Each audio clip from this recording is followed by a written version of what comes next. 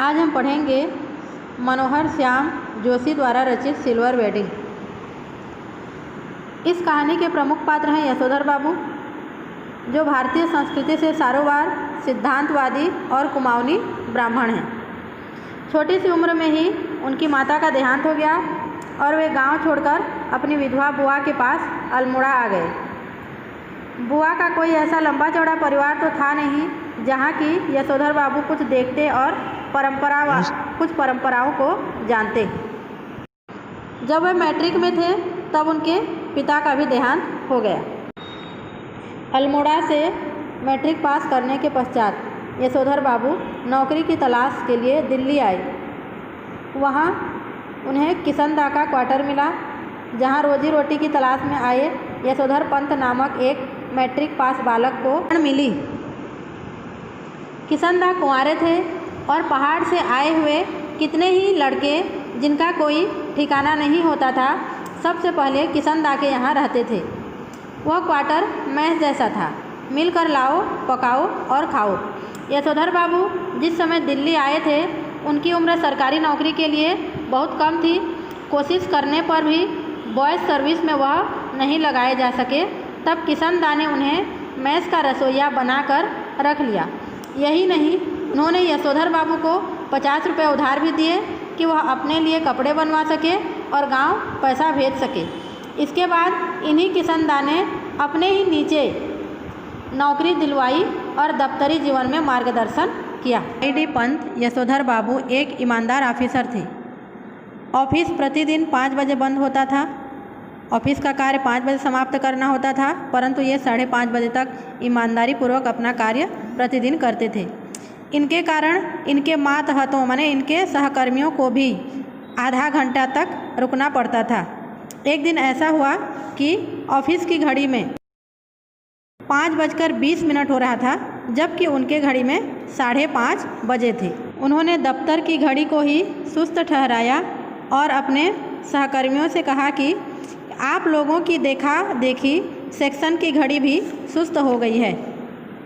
इसमें आया एक नया कर्मचारी चड्ढा ने कहा कि बड़े बाबू, आपकी चूनेदानी का क्या हाल है। यहाँ चूनेदानी से तात्पर्य उनकी हाथ की कलाई घड़ी से है, जो पुराना हो चुका था, इसीलिए चड्ढा ने उसे चूनेदानी का व्यंग किया है। वो कहता है कि आपकी चूनेदानी का क्या हाल है, वक्त सही देती है या नहीं। पंत जी ने चड्ढा की धृष्टता को अनदेखा किया और कहा, मिनट टू मिनट करेक्ट चलती है, माने 1-1 मिनट का सही टाइम बताता है। फिर चड्ढा, जो नया लड़का आया है, उनकी कलाई को थाम लेता है और घड़ी की ओर देखकर बोलता है, बाबा आदम के ज़माने की है बड़े बाबू, यह तो अब तो डिजिटल ले ही लो, एक जापानी सस्ती मिल जाती है। तो यशोधर पंत कहते हैं कि मुझे यह घड़ी शादी में मिली थी। हम पुरानी चाल के, हमारी घड़ी पुरानी चाल की, अरे यही बहुत है कि हम अब तक यह घड़ी राइट टाइम चल रही है। चलो, मेरी बात ठीक है ना। इस प्रकार वह चड्ढा को जवाब देते हैं। इस प्रकार नहले पर दहला जवाब देते हुए उस समय की परंपरा हाथ आगे बढ़ा देने की थी, माने जवाब देकर हाथ मिलाने की परंपरा थी। इस प्रकार हाथ मिलाते हुए यशोधर पंत कुछ ख्यालों में खो जाते हैं, अर्थात कुछ पुरानी यादों में, जैसे किशनदा की यादों में शायद वो खो जाते हैं और रेमजे स्कूल, इस प्रकार अल्मोड़ा जहाँ से वे पढ़े थे, किशनदा के क्वार्टर में रुके थे, उन ख्यालों में खो जाते हैं। फिर चड्ढा ने जोर से कहा, बड़े बाबू आप किन ख्यालों में खो गए। मेनन पूछ रहा है कि आपकी शादी कब हुई थी। तो यशोधर बाबू सपक कर अपना बढ़ा हुआ हाथ वापस खींच लेते हैं और बताते हैं कि आई वॉज मैरिड ऑन 6 फरवरी 1947। तो मेनन फ़ौरन हिसाब लगाता है और अचानक से बोलता है कि many happy returns of the day sir.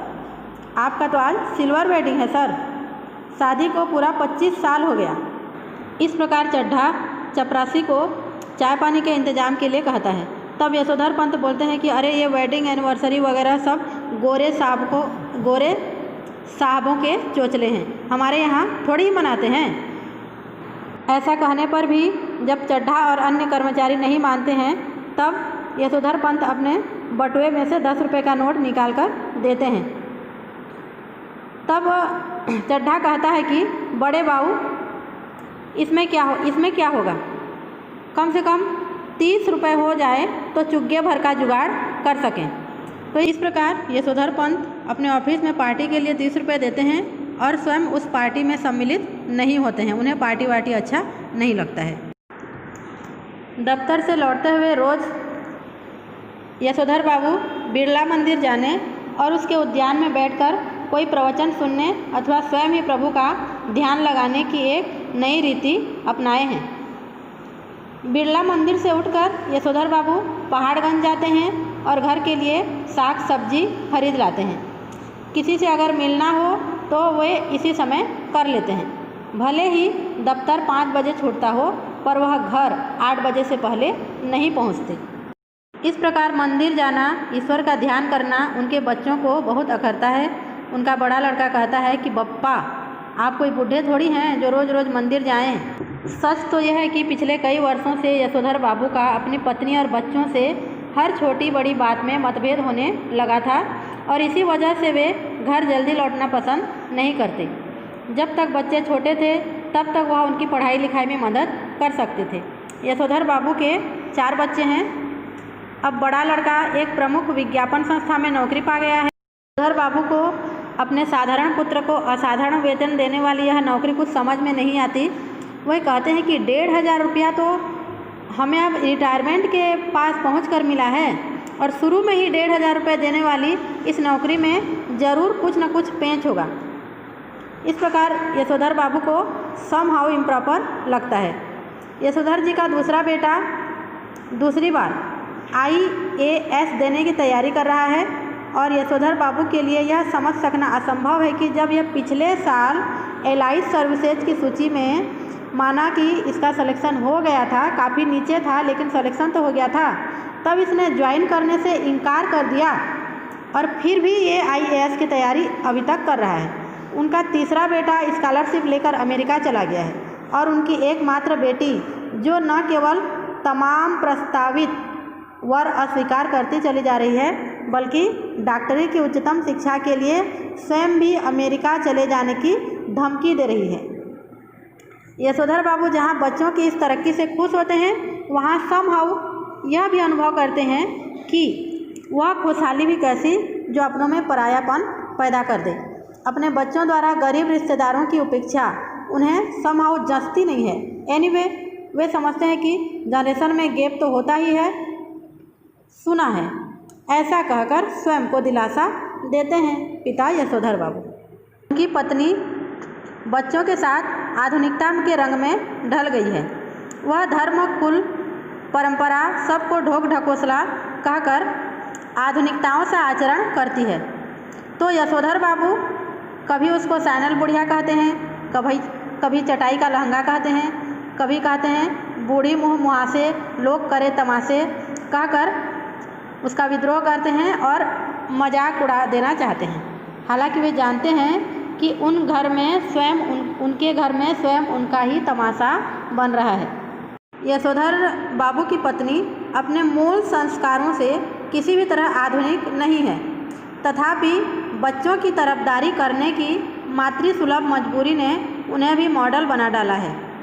बाबू का ध्यान अपने आदर्श बाल जति किशन दा की ओर गया। रिटायर होने के 6 महीने बाद उन्हें अपना क्वार्टर खाली करना पड़ा।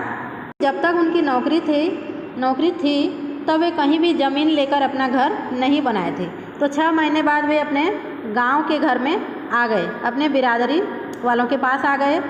वे शादी नहीं किए थे और उनकी बिरादरी वालों से जब उनके मौत का कारण पूछा गया तो वे बताए कि उन्हें कोई भी बीमारी नहीं हुई थी, बस रिटायर होने के बाद उनका शरीर सूखता ही चला गया, अर्थात वे दुबले पतले होते चले गए, उनका चेहरा मुरझाता गया। और मृत्यु का कारण पूछा तो उन्होंने यशोधर बाबू को यही जवाब दिया कि जो हुआ होगा यानी पता नहीं क्या हुआ। देखते हैं लगाव।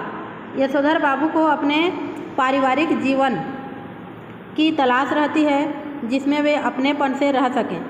इसके लिए वे केवल अपने परिवारजनों को ही नहीं बल्कि अन्य रिश्तेदारों को भी सम्मिलित करना चाहते हैं।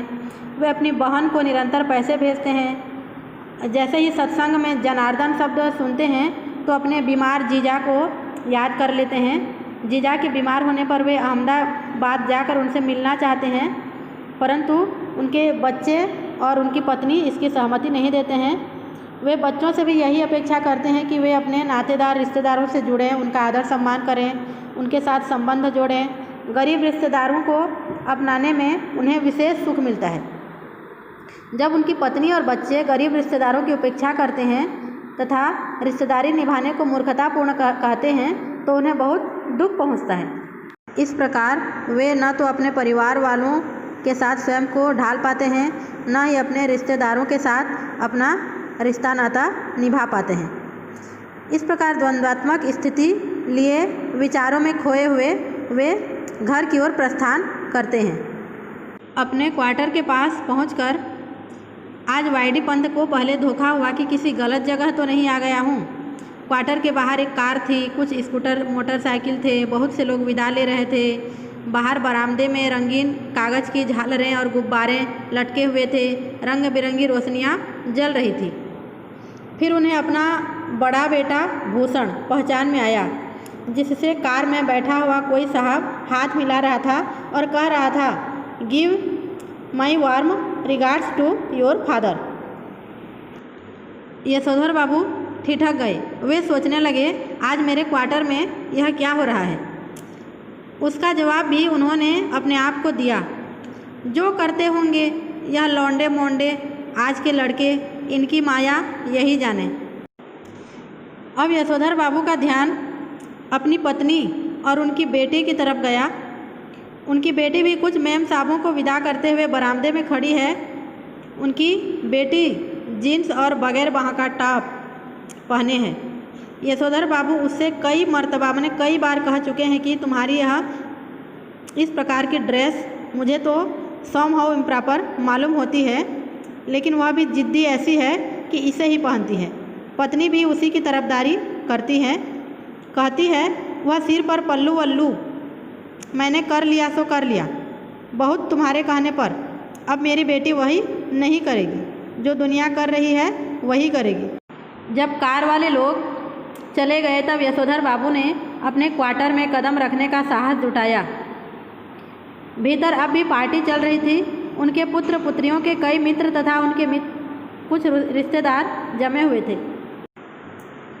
उनके बड़े बेटे ने झिड़की सी सुनाई, बोले, बब्बा आप भी हद करते हैं। सिल्वर वेडिंग के दिन 8:30 बजे घर पहुँचे हैं, अभी तक मेरे बॉस आपकी राह देख रहे थे। यहाँ पर यह होता है कि प्रतिदिन यशोधर बाबू 8 बजे घर पहुँच जाते हैं, लेकिन उस दिन 8:30 बजे घर पहुँचते हैं। उनके बड़े बेटे को यशोधर बाबू बोलते हैं कि हम लोगों के यहाँ सिल्वर वेडिंग कब से होने लगी है। यशोधर बाबू ने शर्मीली हंसी हंस दी और इस प्रकार कहा। फिर बच्चों ने अपने माता पिता को केक काटने के लिए आग्रह किया। यशोधर बाबू केक तो काट लिए, परंतु उसे खाने से मना कर लिया। उन्होंने कहा कि मैं केक नहीं खाता, इसमें अंडा होता है। उनके बड़े बेटे भूषण के एक मित्र ने लड्डू उठाकर उनके मुंह में ठूंसने का प्रयत्न किया, लेकिन यशोधर बाबू इसके लिए भी राजी नहीं हुए। उनका कहना था कि मैंने अब तक संध्या नहीं की है। इस पर भूषण ने झुंझलाकर कहा, तो बब्बा पहले जाकर संध्या कर लीजिए, आपकी वजह से हम लोग कब तक रुके रहेंगे।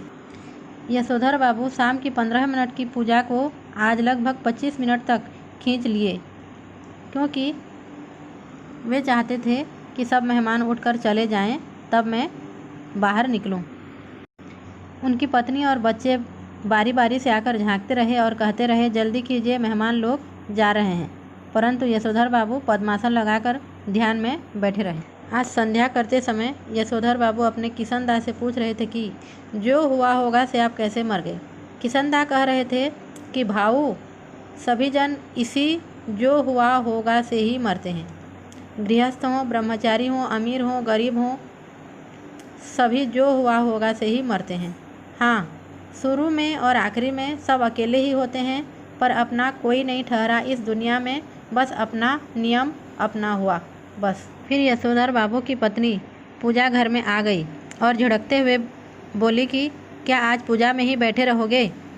यशोधर बाबू आसन से उठे और उन्होंने दबे स्वर में पूछा, मेहमान लोग गए क्या? पत्नी ने बताया, कुछ गए हैं, कुछ हैं। यशोधर बाबू पूछे कि कौन कौन है? उनकी पत्नी बोली, सभी रिश्तेदार ही हैं। तो वह उसी लाल गमछे में जिनको पहनकर वे पूजा में बैठे थे, उसी को पहनकर वे पार्टी में आ गए। तब उनकी बेटी झल्लाई, बोली, लोग चले गए हैं, इसका मतलब यह थोड़ी ही है कि आप गमछा पहनकर बैठक में आ जाएं। बब्बा, you are the limit. Yashodhar Babu बोलते हैं, बेटी हमें जिसमें सज आएगी वही करेंगे ना, तुम्हारी तरह जीन पहनकर हमें तो सज नहीं आती। यशोधर बाबू की दृष्टि मेज पर रखे कुछ पैकेटों पर पड़ी। वे बोले, ये क्या क्या है? कौन कौन लोग भूले जा रहे हैं सामान? भूषण बोला, ये आपके लिए प्रेजेंट है, खोलिए ना। सबसे बड़ा पैकेट उनका बड़ा बेटा भूषण उठाकर उसे खोलते हुए बोला, तो इसे लीजिए, यह मैं आपके लिए लाया हूँ। ऊनी ड्रेसिंग गाउन है। आप जब सवेरे दूध लेने जाते हैं बब्बा, फटा पुलोवर पहन के जाते हैं तो हमें बहुत बुरा लगता है। आप इसे पहन के जाया कीजिए। यह सुनकर यशोधर बाबू को इतना दुख लगा, यह कहना मुश्किल है। इस घड़ी में उन्हें यह बात चुभ गई कि उनका जो बेटा यह कह रहा है कि आप सवेरे ड्रेसिंग गाउन पहनकर दूध लाने जाया करेंगे, वह यह नहीं कह रहा है कि दूध मैं ला दिया करूँगा। उनको पहनकर वे अपने आदर्श किशनदा को याद करते हैं, उनके दिए गए संस्कारों को याद करते हैं। गाउन को पहनने के बाद उन्हें अपनी ही छवि में किशनदा की छवि दिखाई देती है, जिनकी मौत जो हुआ होगा से हुई।